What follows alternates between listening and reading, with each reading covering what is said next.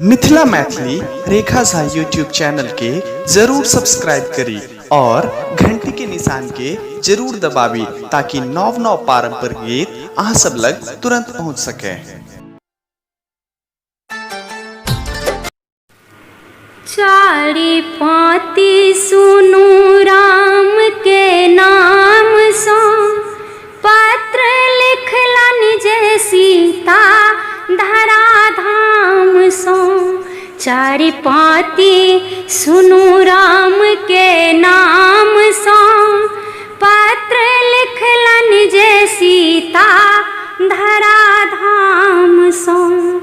भेल पहिल भेट फुलबाड़ी के गेट, भेल पहिल भेट फुलबाड़ी के गेट। नाम ओतहि जोड़ायल अहाँ के नाम सो, नाम ओतहि जोड़ायल अहाँ के नाम सो।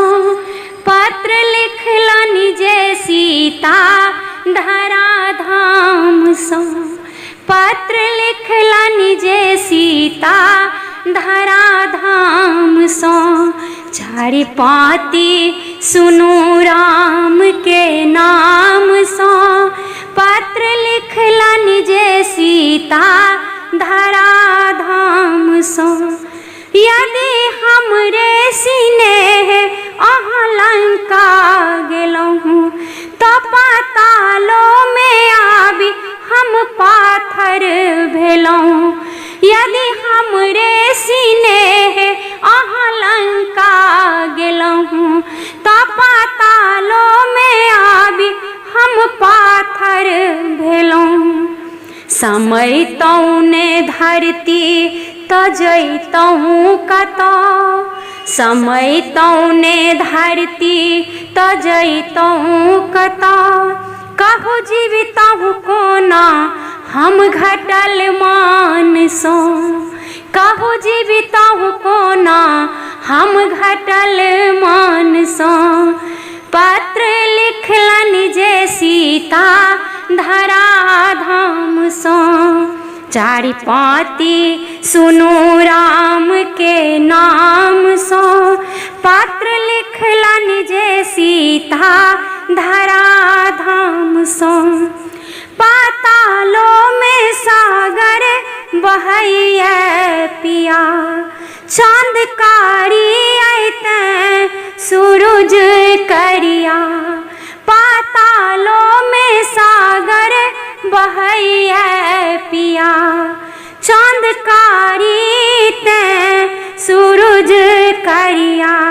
हे यौ चूड़ी और सिंदूर संगे अछि हमर, हे यौ चूड़ी और सिंदूर संगे अछि हमर। अहाँ बारल ने जाएब कोनो सम्मान सो, अहाँ बारल ने जाएब कोनो सम्मान सो। पत्र लिखलन जे सीता धरा धाम सो। चारि पाती सुनु राम के नाम सो, पत्र लिखलन जे सीता धरा धाम सो। हरण होयबा के बाद हम लंका जायब, सेतु सागर पर बांधि अहाँ विजय कहायब। हरण होयबा के बाद हम लंका जायब, सेतु सागर पर बांधि अहाँ विजय कहायब। अहाँ परिचित छलहुँ सब परिणाम सो, अहाँ परिचित छलहुँ सब परिणाम सो। पत्र लिखलन जे सीता धरा धाम सो, पत्र लिखलन जे सीता धरा धाम सो।